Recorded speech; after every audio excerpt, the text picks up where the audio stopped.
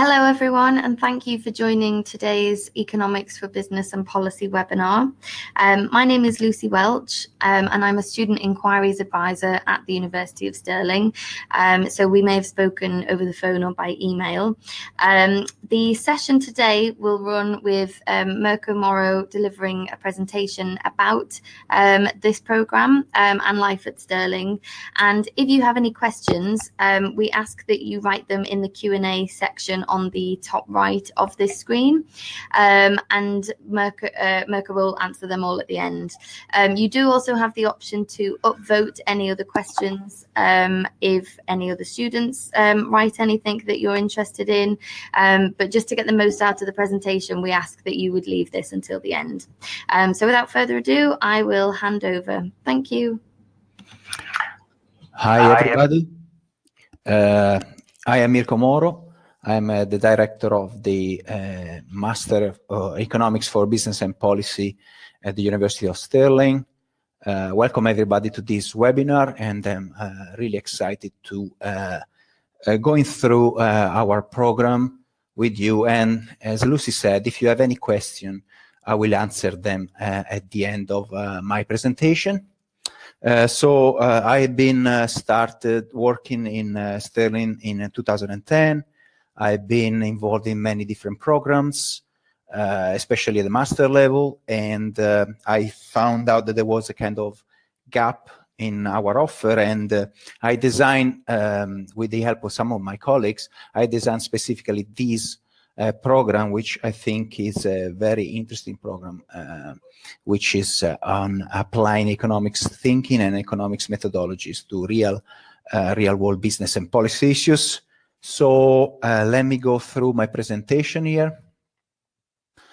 First of all, we can start talking about the place where all this will occur, which is the city of Stirling in Scotland. It is located in the center of Scotland, in Central Belt, as it is sometimes called. It's in between Edinburgh and Glasgow. Basically, is the apex of a triangle, if you want, in which on the left-hand side you have Glasgow, on the right-hand side you have Edinburgh. Stirling sits right there in the middle. So it's it's a very good location. It's few miles from two urban areas where you have all the urban amenities, but it sits in the fantastic and beautiful landscape. It's also called sometimes the gateway to the Highlands because the surroundings is absolutely amazing, and it gives you access to the lakes or lochs, as they're called in Scotland, and to the Highlands in the north. You can see from these two pictures of the town. As you can see, this is a very historical town, famous for the Stirling Castle, which originally goes back to the early 1200. It's very famous for historical battles, obviously between English and Scottish. And if you have watched Braveheart, a famous movie, this is the town of William Wallace. And there is also the Wallace Monument that is not portrayed here, but is always can be seen from the campus. So the University of Stirling, very briefly at a glance, some numbers here that tells you everything that you need to know that relates to our university. Is a people-friendly university as it is the town. So it's 14,000 students, most of them undergraduate students, but a good bunch of them are postgraduate students like yourself if you decide to apply. 1,500 staff members. What is really, I think, unique, and you will basically feel these as you will walk around the university campus, but also the town, it's the representation of nationalities in these small places. 120 plus represented here in campus, and you will see these these different cultures as you walk around the campus, but also town.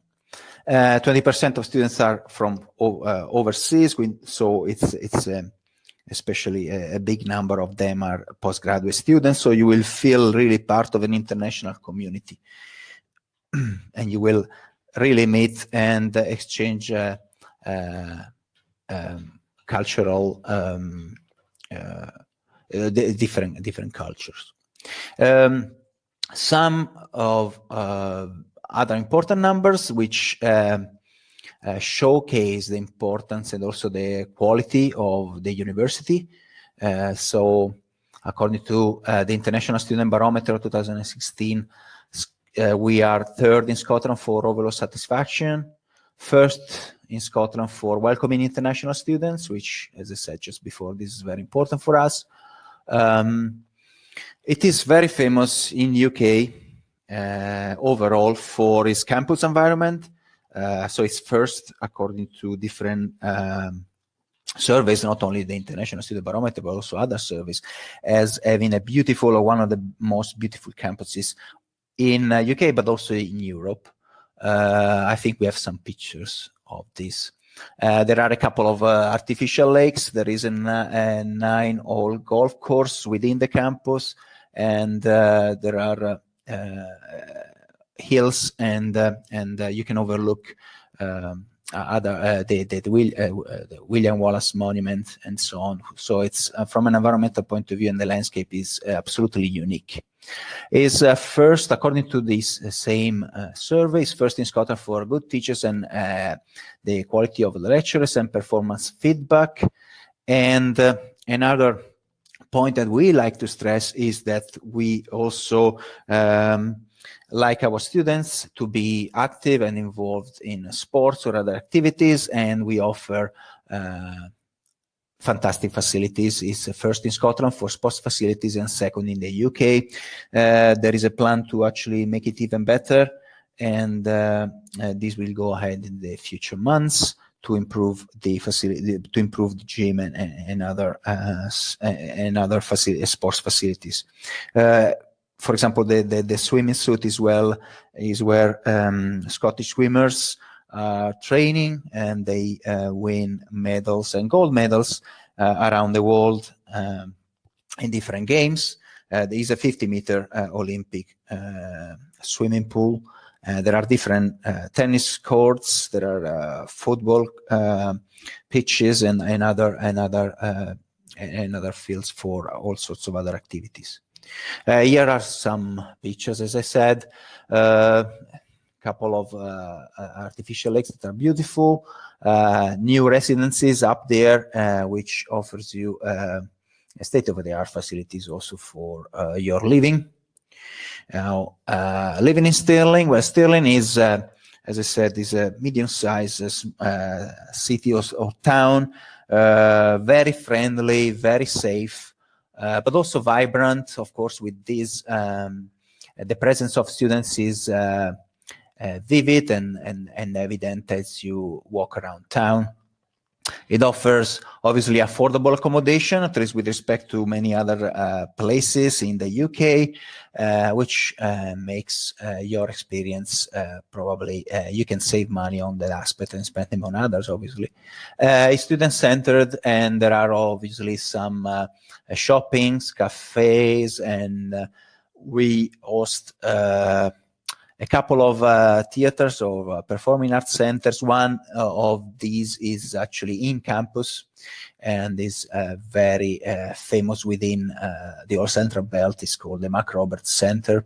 But there are other two venues, a toll booth in the city center, in the historical city center, and the Albert Hall, where a more classical type of music is going to be performed.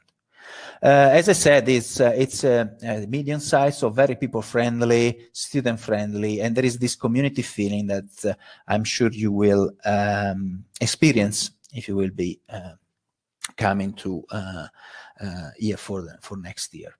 Obviously, because of the size, it's very easy to get around, to go from the city center to the university. There are buses that are running every 10 minutes during term times that link straight directly the city center with the campus. They're called university links, and they're also obviously, as we said, relatively cheap.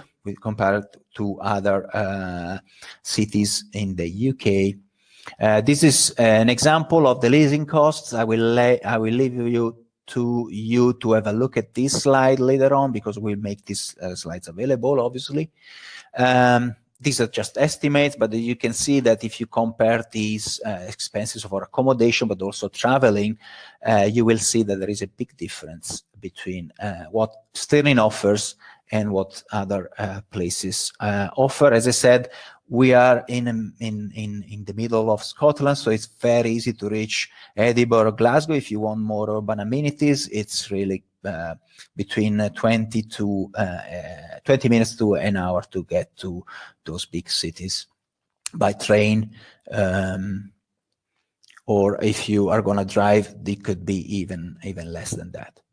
As I said, I'll leave it to you to check these slides. I think that the idea is that we want to give you is that it's relatively less costly to spend here in Stirling, and to get out of this a master and an experience that is also culturally relevant from many other point of view. Facilities, I mentioned the sports facilities that are recognized by a particular survey that I talked to you about, but they are recognized also more generally in Scotland and in the UK. But I would like to highlight two other facilities. One is virtual facilities. The other one is more, is real. Is a brand new library that very recently renovated. There is access, obviously, to textbook, ebooks, journals, but also other DVDs and other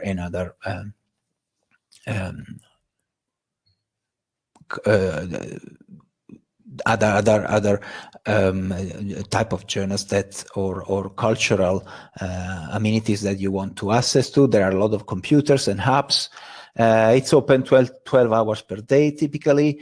You can actually meet in groups in some of the rooms that are available to you by booking them. There is a study zone open actually 24/7 during most of the year, where you can go on, in and out with your student card, and it access places where you can actually then concentrate on your study, and at the same time you can actually have very nice places where you can work in groups. The second facilities, that is the virtual facilities, Canvas, which is the virtual learning environment, is basically the platform that we as lecturers use to communicate with students and vice versa. So you will find everything that pertains to your program and your classes and modules in this online platform that is called Canvas. We provide their lecture slides, notes, materials, answer, feedbacks, but also, and depending on the different type of classes and courses, there will be opportunity for a discussion and block type of learning, if you want. So let's now go to talk about the master, the program more directly, Master in Economics for Business and Policy. And I would like to start by telling you how we organize the year and what kind of classes and modules you will be experiencing as you come here. We call this, our class, we call them modules. So when I talk about modules, this is a class that is, where you will be receiving everything that you will need for a particular element. For example, as you can see, course outline, the semester one, you have 3 modules, so 3 different classes: microeconomics for business and policy, business analytics, and understanding statistics. So these are 3 different modules. You will have lectures and seminars, where lectures are, if you want, more standard way of delivering a class, in which you have your lecturer and teacher that is going to provide you the details and the learning outcomes in depth of a particular class. But then you have seminars, typically in small classes, where we make sure that we will obtain this kind of engagement between the student and the lecturer. That sometimes is difficult to be in a bigger size lectures. So let's go through very briefly on each one of them and what are the intended learning outcomes. Why we have set up the course like we did is because we want to give you an important view, an overview of how we can use economics as economics thinking to answer and to try to solve problems that relates to business but also public policy. So microeconomics for business and policy, for example, is the first module you will encounter. And this is about how individuals and firms make their decision and how we can then inform business and public policy to try to change, for example, the system of incentive to make those decisions, those choices more aligned to, for example, social desirable outcomes or business desirable outcomes. So we are going to study here why micro, because we're going to study the small units, so individuals, households, and firms. Business analytics is actually a module that prepares you to utilize some tools that are analytical tools and to inform decision-making that occurs especially within businesses. These are analytical tools, data analytical tools that are going to be useful for you to understand how, for example, a business is performing, or whether there is the satisfaction of customer is changing and why it is changing. And we are going to also go through some business simulation type of and scenario studies to help you out to, for example, in the future become competent business analysts. The third module is understanding statistics. This is giving you a background in, again, data analysis that can be used, obviously, for many different things, whether within business or public policies. So this is a very basic understanding on how statistics work, why it is important to learn it, and we hopefully will make it so that it is also fun to learn. How we do so is because we alternate lectures with computer labs where you're going to learn new softwares and implement what you've learned from a theoretical point of view immediately to applications that are relevant to business and or policy. In the second semester, so after the first semester, then you have these three modules. These three modules comes with some exams, but also some other coursework, which means that you will be asked to prepare an essay or prepare a different type of exercise or a quantitative reports, where we will be asking you to show us that you are able to independently employ some of the techniques and the tools that you have learned in class. After this, the first semester goes from, let's say, mid-September to end of November or beginning of December. After that, you will have the coursework are within this semester. And then after that, you have exams that are between the second and third week of December, let's say, more or less. The second semester starts in mid-January, and again, you will be facing this time 4 modules, not 3. So 3 core modules, compulsory modules that you can see there: macroeconomics for business and policy, sustainable business and policy, and evidence-based decision-making. And then you have a choice between of a small 10 credit levels. It's a smaller type of module, which is you can choose between project management or managing change, when I say small, it's just in terms of contact hours, it's smaller, okay?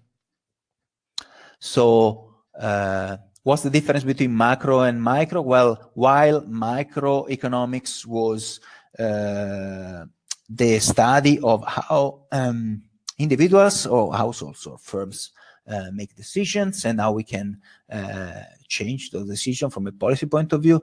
Macro is about studying the economy-wide system. So we are talking about, in macro, we always talk about countries, or we talk about, economic growth, unemployment, inflation. And when we talk about policies, we talk about big macroeconomic policies, such as fiscal policy, so how much taxes or how much expenditure a country should do, or monetary type of policies, so policies that pertain with the central bank. While, as you can see, we don't ask our students to have any background in economics. We are expecting you to be guided through all these concepts, and we are confident that you will be mastering these concepts at the end of our master.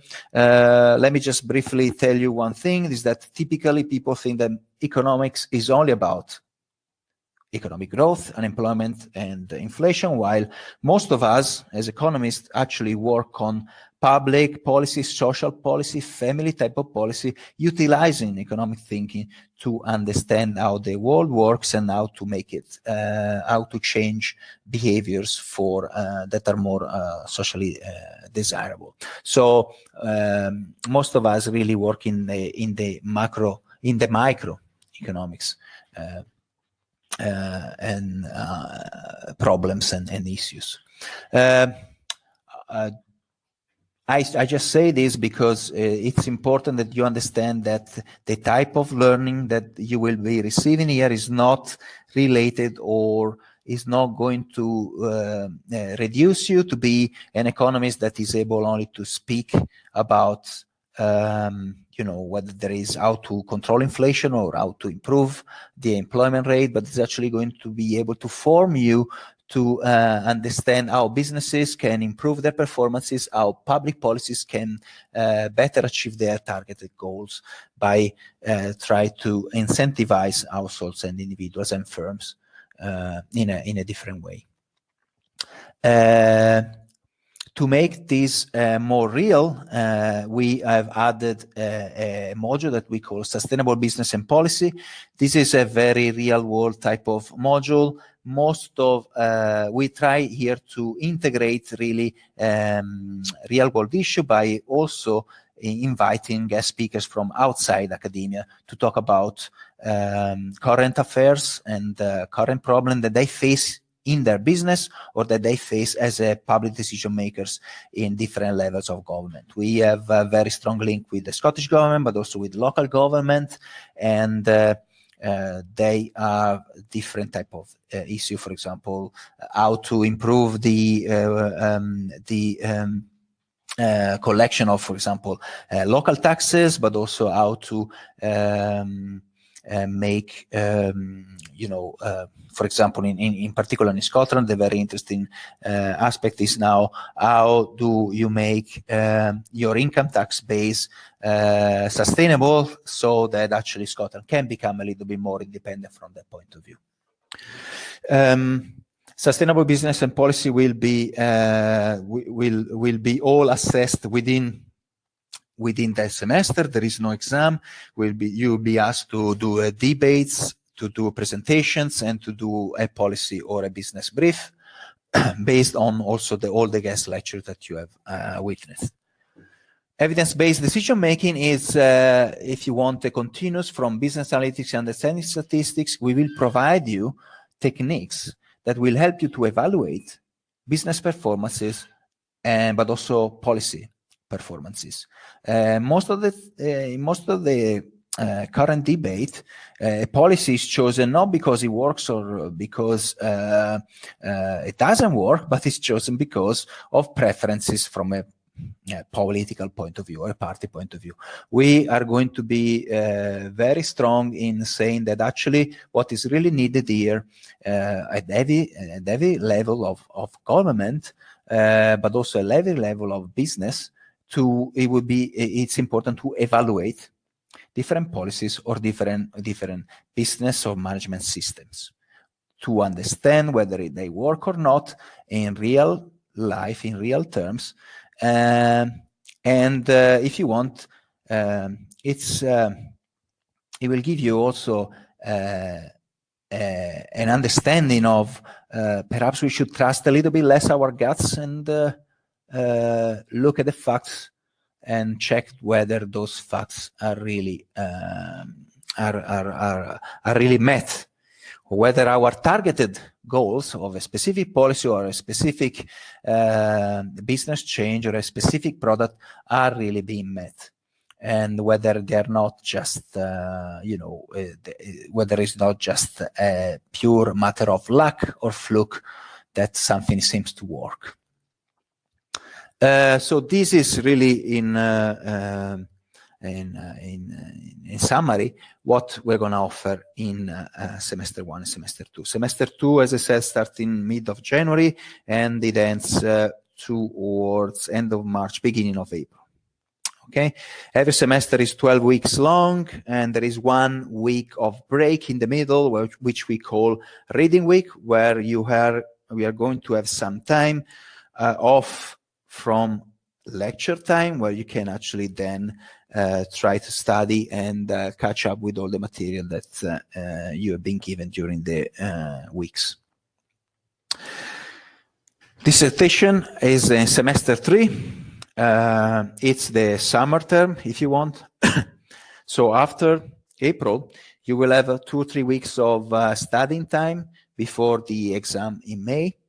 During that time, you will also have time to meet with your coordinator for the dissertation to start really deciding on what would you like to work on during the summer. What we offer here are 2 types of projects. We offer you a standard dissertation type of project or a consultancy project.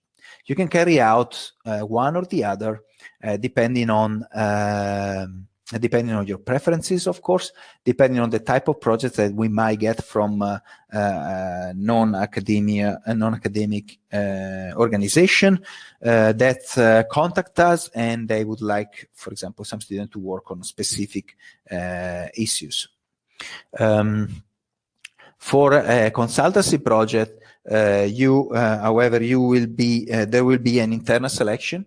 So when the project will come in, and they will be basically all channeled through the dissertation coordinator, then you will receive the list of different projects you can apply to be the consultant on a particular type of project, but then there will be an internal and an external selection. So the selection will be based on the merit, obviously, on how successful you have been until that time as a student of this master. And then, of course, if then there are more than one candidates that are going to be put forward to a company or the local government, then they will also perhaps ask to see the CV or even go through an interview to select their consultant. This is a brand new master, so we are now, our first cohort of students is now working and busy working on either a dissertation or consultancy project. We have received, for whatever reason, we have received a lot of projects from the Scottish government this year, and only one from let's say, a private business type of business, a firm. The firm was about trying to understand a project appraisal, whether it makes, a kind of cost-benefit analysis from a firm point of view of a particular type of machinery. So they will require an understanding of, business, the management style, the business, and a bit of number crunching. That's why they ask us to help out with this. But as I said, most of our projects were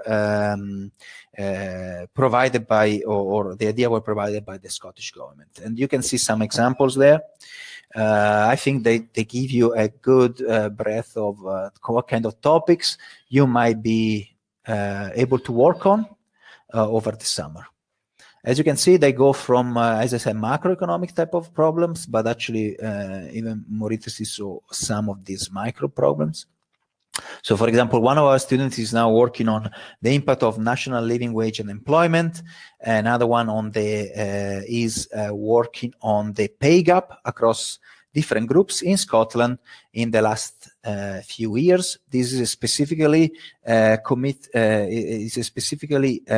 project that was committed by the Scottish government. They selected together with us our best students to work on this. Our student will then now is working with the supervisor here and the supervisor at the Scottish government to try to deliver this piece of work, this report at the end. The delivery of a consultancy project is slightly different than what is a typical standard dissertation. We will ask, and typically the external organization will ask the student to provide a report, but also to present in front of the organization the major results or the major finding of this report. The presentation is typically going to occur at the end of August, which is also when the final dissertation or the final report has to be submitted anyway. As you can see there, I think there are very interesting and very, very current problems. For example, we are in the UK, so Brexit is an important aspect from an economic point of view, both for businesses and for firms. For example, one of these projects is about the effect of Brexit on immigration. And therefore, as a result, what effect these will have on labor markets and specifically some sectors that are heavily depending on the work of migrants.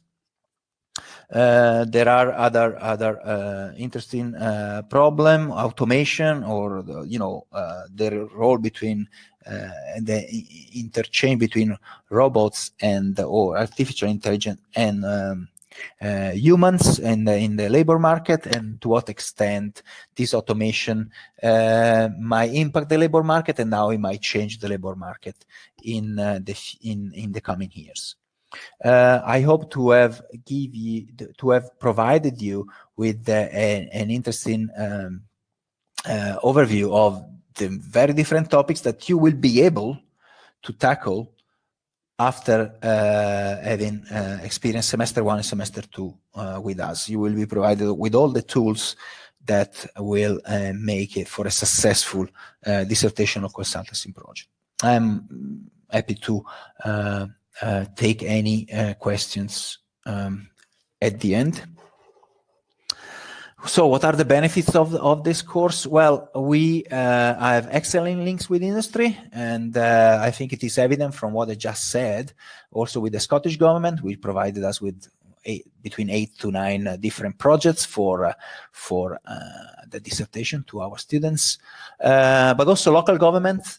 We have previous undergraduate students and other previous master students that actually are working in a different level of local government. Some are here in Stirling Council, and they provide us with a good link, and sometimes they provide us with also other projects that you could work on during the summer, but sometimes also you will be given the opportunity to participate to some sort of almost research or report assistantship type of job during the academic year, if you feel like this is gonna be a good way of spending your time, almost as an extracurricular activity that anyway will go into your CV and will make it even more appealing for after you will be completing your postgraduate studies. So we engage, I hope that from what I've what I've shown you so far, we engage with real-world issues, and from a policy point of view, also for a business point of view. How we do so is because we are a very business-oriented, but also public policy-oriented management school, but also economics division. We are running different type of centers, or we participated with different type of research and public policy and think tank type of centers. For example, we are launching the Healthy Aging Scotland projects, which is all about the impact of aging on the economy. But also the impact of aging on the, on the local, on the local and infrastructure, on the and societal at large. Some of us work with the Center of Constitutional Change, so we are all, of course, interested in all those changes that pertain with the political economy. So obviously, in Scotland, in particular, the devolution type of issues in which, the central government in Westminster is devolving a lot of powers to Scotland in this case, but also to Northern Ireland and others, and how this will affect how these local governments can use the resources, and how can then the local government use the resources in the most efficient way for the benefit of all. We also have a strong presence in the economics division of the Behavioral Science Center. So we work very closely with the behavioral economists, psychologists, and so on, to again try to, as I said since the beginning, use economic type of interventions to change people's or household behavior towards, let's say, more desirable outcomes. For example, we know that people tend to be less and less active, and how then we can use economic thinking to improve health and well-being of households and individuals. And we have a very strong link with the Behavioral Science Center to make that very interdisciplinary. We have also a bunch of us do research on environmental and energy economics.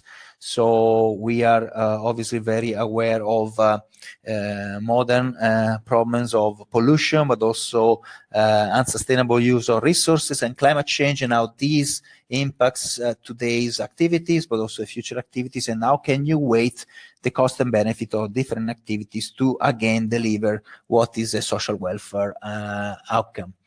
We have some links with the Scottish Environmental Protection Agency, but also with Zero Waste Scotland during the years, and we have worked on different projects with them. So how then we make this the link more vivid, more evident for you students? We try to organize site visits to some of these think tank or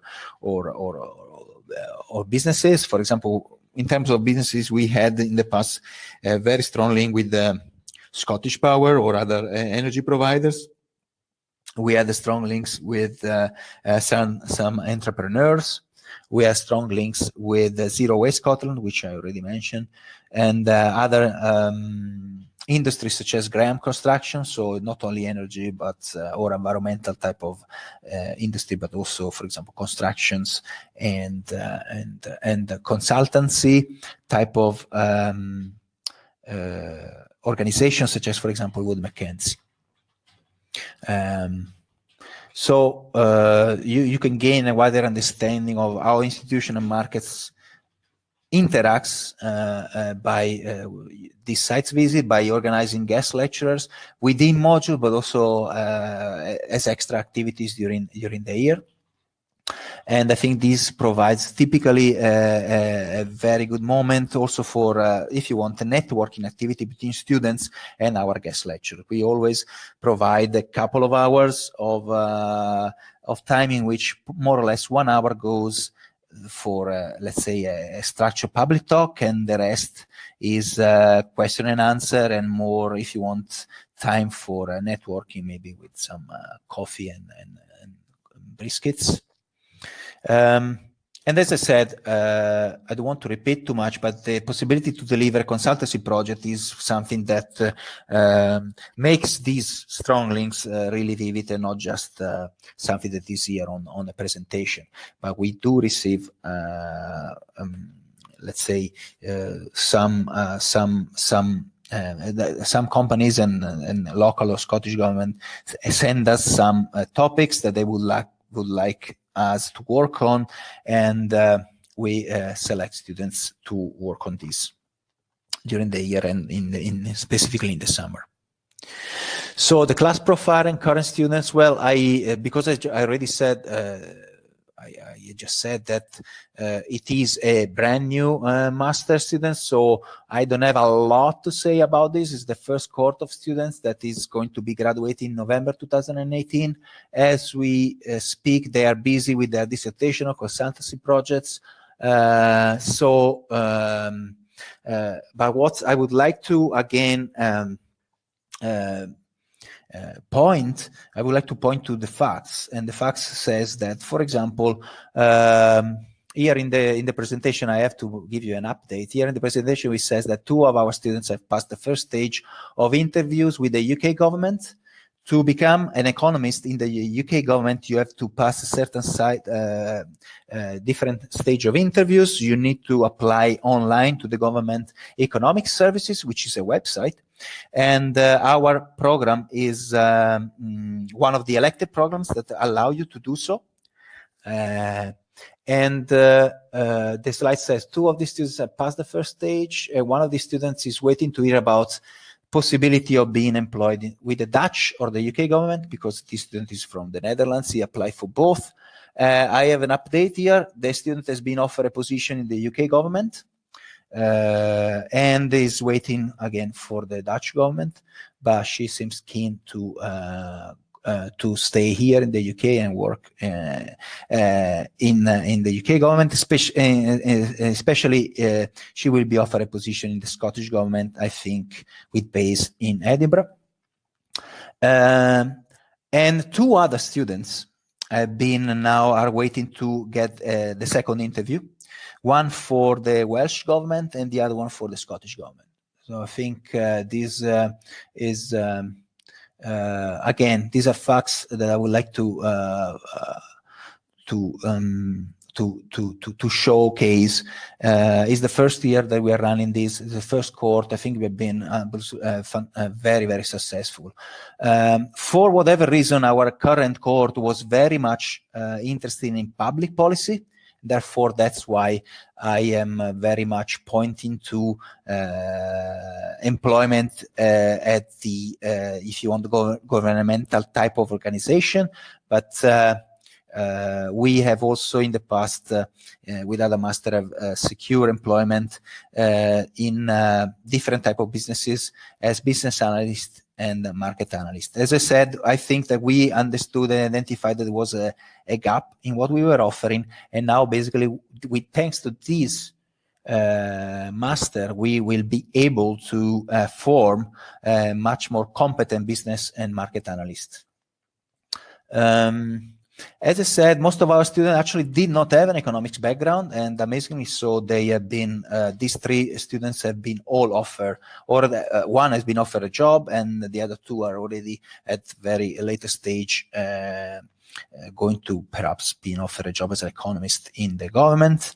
And what economists in the government do, well, and I don't want to repeat myself, but again, to be clear, they are not going to be, working on the economic modeling of unemployment or inflation only, but is, for example, the labor market effects of immigration, of Brexit, or the labor market effect of, for example, an expansion of the participation to work of certain groups within society, ethnic minorities, or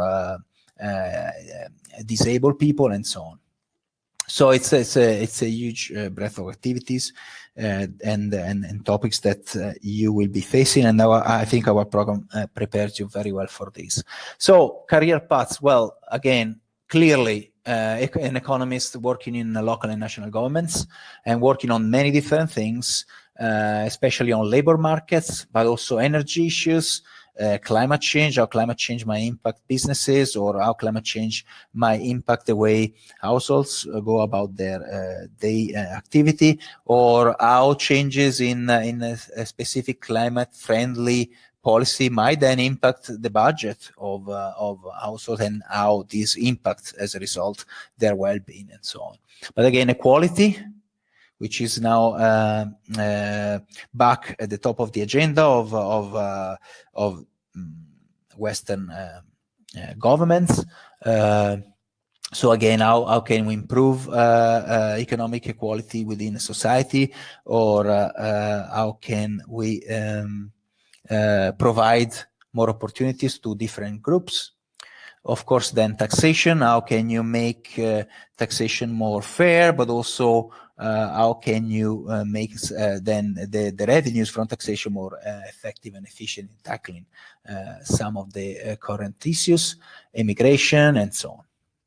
So our master, as I said, allows you to apply to the government economic services, because we, you know, more than 50% of our courses are, of course, economic courses. You don't need to be an economist to apply to these, master. And this is actually the person who has been now offered the position in the Scottish government. She has a background in psychology. Of course, if you are from outside the EU, then this is more difficult. Obviously, the UK government has an eligibility rule that is based upon being an EU resident or a EU citizen, actually. But this doesn't mean that our program does not allow you then to apply to your own government if you are from overseas. Obviously, economists all around the world work on more or less the same issues. But again, from a business point of view, we prepare, as I said, for business and market analysts in large organizations, whether they work in energy, transport, healthcare sectors, obviously with our projects on healthcare and aging, and also including non-profit sectors. What business and market analysts do? Well, they're typically asked by their employers to study and investigate the economic situation of different countries, to see whether those countries are present an appealing form of investment for the business in question. Obviously, then the type of analysis that you will be able to perform after having done our master is going to be more in-depth than what typically is done in other masters. So you'll be able to do some number crunching, some economic analysis using statistical tools and software that you will learn during our year. For example, some software like SPSS or Stata. Obviously, you will also learn in-depth Excel and how to use Excel to simulate, but also to analyze business strategies and performances. You can be an official in other regulatory agencies, such as Ofgem in the UK, so the regulatory agency for energy. Research officer in think tanks that provides, you know, decision makers with some with some different scenarios about how policy can actually affect the communities around a country, but also sometimes also academic posts such as research fellows in management school, business school, and economics or applied social science type of departments. Lecturers, if you want to go down that path, we could offer you then to stay with us for a PhD if you're interested in, and to then go and try to take up a position in university. I think this gives you a general idea on what we are trying to offer and how this links with the employability type of, real opportunities. If I can conclude, is that the strength of this program is that is based not on if you want, not on general abstract modeling, but how economic thinking and economic model can really be applied to understand business and policy issues.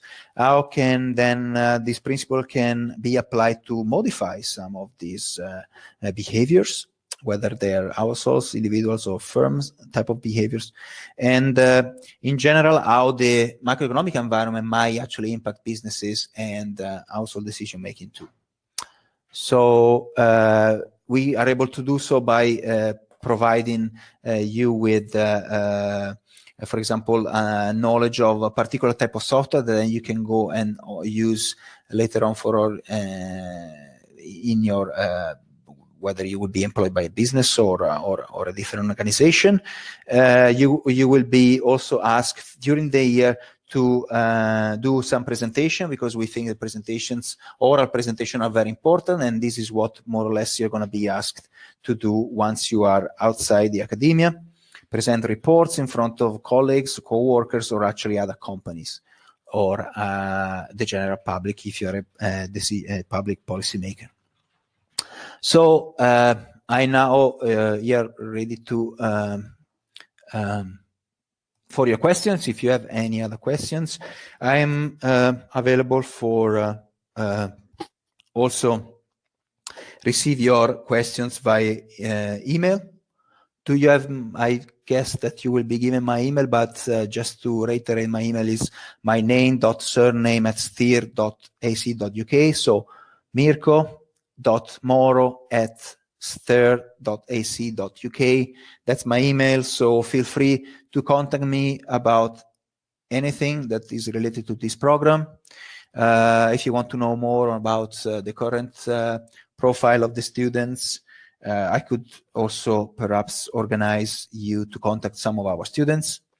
And hopefully I've done a good enough job to convince you that this is an important and is a very good program.